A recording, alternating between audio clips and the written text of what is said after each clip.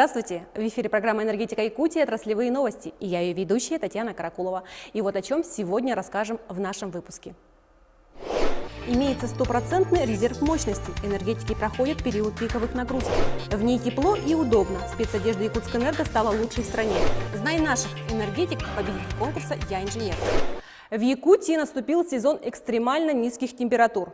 Для энергетиков это период максимальных нагрузок. Все работающее оборудование под пристальным вниманием специалистов. Особенно электростанции, от которых зависит жизнедеятельность целых городов и поселков. На одной из них, расположенной в самом холодном городе страны, Верхоянске, побывала наша съемочная группа.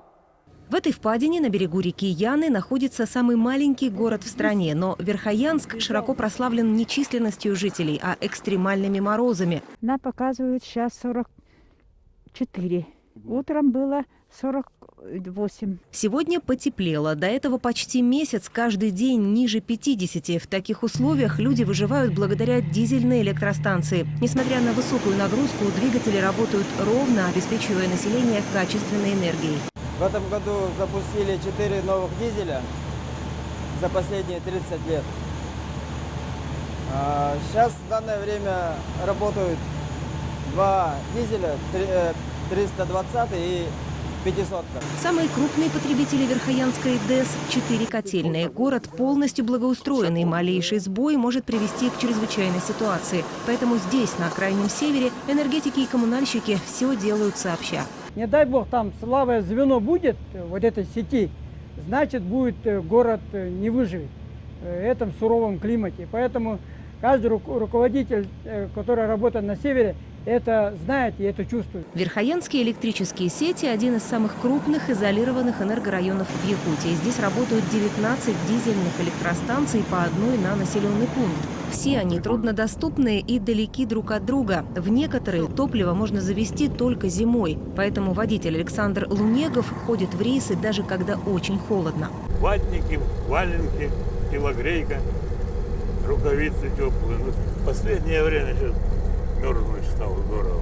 А это самый крупный энергообъект Верхоянья – Батагайская ДЭС. Она снабжает электричеством районный центр. На главном щите все внимание на показания приборов. А в машинном отделении постоянный контроль за работой двигателей. Чем ниже температура, тем чаще осмотры. Живу я недалеко от станции, от работы, так что в течение 3 минут я уже здесь. Телефон не отключаю, ни домашний, ни сотовый. Район большой, ответственность большая. Ну, работа есть работа. Чтобы зимой работа была штатной, каждое лето проводятся ремонтные программы. В этом году энергетики сделали все, что запланировали. Кроме того, на каждом объекте имеется стопроцентный резерв. Без него на полюсе холода нельзя. Все объекты подразделений ПАО «Якутскэнерго» готовы к несению пиковых нагрузок. Это подтверждают паспорта готовности, полученные в установленные сроки. Для этого были проведены проверки с участием представителей Ростехнадзора, Главного управления МЧС России по Якутии, Министерства ЖКХ и энергетики Республики. В 2019 году для подготовки к зиме «Якутскэнерго» направила на ремонт и модернизацию энергообъектов 3,5 миллиарда рублей, а запасы топлива во всех районах соответствуют нормативам. Надежность центрального и западного энергорайонов также обеспечивает магистральная линия Куранах-Томот-Мая. Благодаря ей большая часть потребителей Якутии входит в объединенную энергосистему востока страны. Причем энергия распределяется как в южном, так и северном направлениях. Объемы электричества, вырабатываемые электростанциями Якутскэнерго и поставленные потребителям Дальнего Востока, сегодня исчисляются миллионами киловатт-часов. На текущий момент ситуация выглядит таким образом, что мы работаем с перетоком в сторону юга. То есть мы работаем своими электростанциями, обеспечивая надежность системы Дальнего Востока. Ну, таков сейчас режим определяет системный оператор. И значит, по его нормативам, по его нормативным документам, по правилам работы на оптовом рынке в объединенной системе, это оптимальный режим работы сейчас. Частью объединенной энергосистемы Востока электростанции Якутскэнерго стали ровно год назад. Отметим, что энерготранзит Нерюнгринская ГРЭС Куранах-Томот-Мая является крупнейшим в России. Его протяженность составляет 756 километров. Все энергообъекты были построены с учетом работы в сложных климатических условиях Якутии. Специалист по пожарной безопасности центральных электрических сетей Илмар Игнатьев стал победителем дальневосточного конкурса «Я инженер». Он разработал мобильное приложение Super Vision «Будущее уже сейчас». Эта умная система безопасности зданий и сооружений получила патент и внедрена в одном из социальных объектов Якутска. Принцип работы у этого приложения, он считывает СМС и визуализирует в 3D. Вот. И видеонаблюдение, да, тут требуется интернет, чтобы видеть, что находится на объекте, потому что IP-камеры, они без интернета не работают. Автор разработки получил главный приз – автомобиль «Лада Гранта». Конкурс проводится уже в 6-й раз при поддержке второго президента Якутии Вячеслава Штырова. Стоит отметить, что энергетики подтверждают высокую квалификацию в 3-й раз. Спецодежда, разработанная по заказу Якутскэнерго, стала победителем федерального отраслевого конкурса ТОП-10 Министерства промышленности и торговли России в номинации «Форменная одежда». О том, какие особенности костюма и что еще делается в Якутскэнерго для удобства и безопасности персонала, в нашем следующем видеосюжете. Удобная, надежная и очень теплая. Все эти качества сочетает в себе зимняя спецодежда сотрудников Якутскэнерго. Ее разработали по итогам опроса самих работников. Теперь форма выдерживает не только температуру ниже 50, но и воздействие электрической дуги. Она не такая объемная, как была раньше. И тепловые свойства держит все так же хорошо. В моей работе это важно. Спецкостюм является частью программы, направленной на охрану здоровья и повышение безопасности труда. Энергетики регулярно проходят инструктаж, как правильно оказывать первую помощь и что делать в критической ситуации. Для этого на якутской ГРЭС-2 оборудован специальный кабинет. Станция является объектом повышенной опасности, поэтому процесс обучения не прекращается. Как правило, все это извлекалось из жизненного опыта, то есть каждый пункт правил, естественно, имеется под собой обоснование.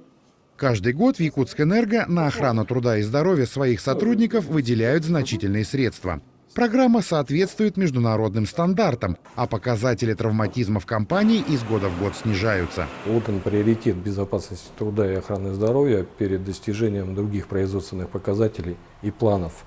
Охрана труда на первом месте, учитывая количество персонала, занятого в Якутскэнерго, это более 5000 работников, учитывая специфику, в которой мы ведем свою операционную деятельность, необходимо реализовывать целый комплекс мероприятий, направленных на обеспечение безопасности труда работников.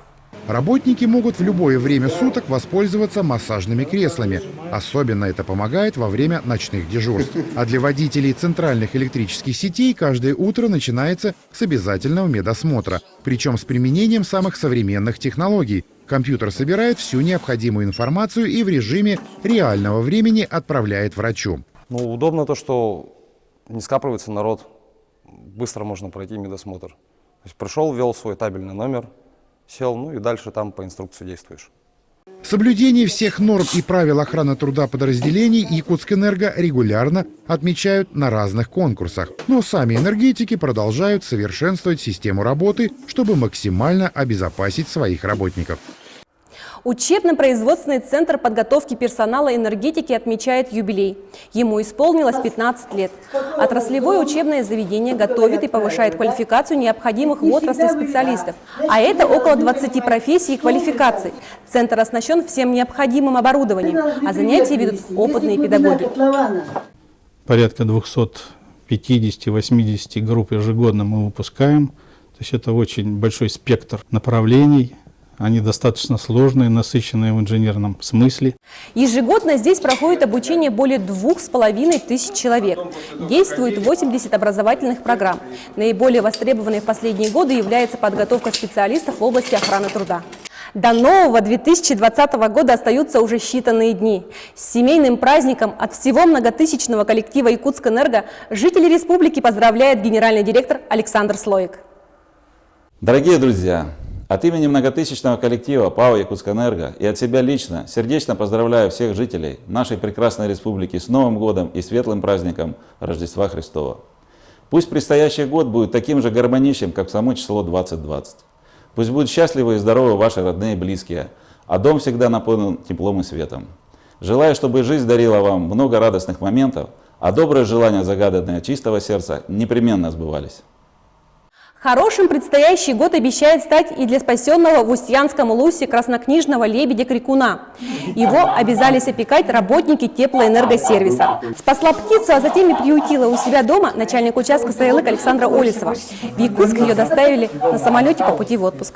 Но у меня мечта была летом увидеть лебедя хотя бы издалека, что она плавает там.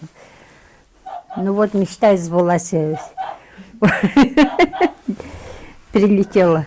Лебедя назвали Дамир. Сейчас он живет в зоопарке Артодайду по соседству с найденным ранее фламинго.